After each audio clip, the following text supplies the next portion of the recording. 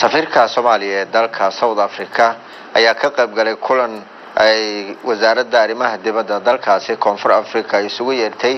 diblomaasiyiinta dalalka shisheeye ee dalkaasi jooga waxaana kulanka looga hadlayay xiriirka ama wada shaqeynta dalalka Afrika. Wariyahana Cabdullaahi Dasar ayaa warkan inoogu soo diray dalka South Africa. waxaa magaalada Cape Town ee dalka South Africa lagu qabtay kulan heer sare ah oo ay soo qaban qaabisay wasaaradda arrimaha dibadda ee South Africa waxaana lagu casuumay dhammaan diblomaasiyiinta ku sugan gudaha dalka South Africa waxaana sidoo kale goobta joogay wasiiro iyo guddiga arrimaha dibadda ee baarlamaanka South Africa. mas'uuliyiintii halkaasi lagu marti qaaday ayaa waxaa ka mid ah safiirka Soomaaliya ee South Africa mudane Dr. Jamal Maxamed Barrow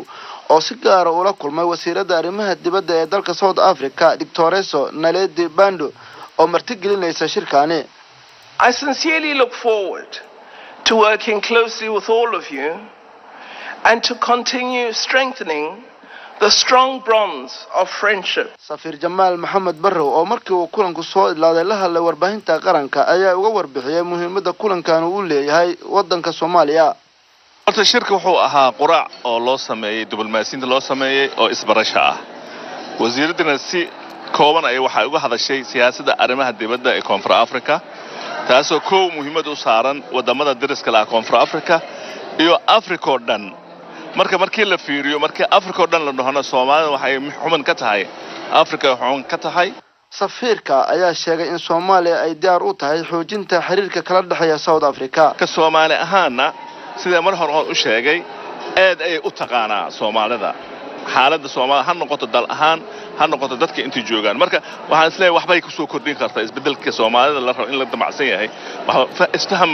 ayaa laga gaari doontaa sida hore oo u sheegay rajada ugu fiican aan leenahay waxa waaye in dhaqso loo saxiixo heshiiskii oo muddo dheer soo jiray oo processkiisa soo socday taas hadda tan hadda qorshaha noogu jirto waxa waaye sida aan hore u sheegay inay noo noqdaan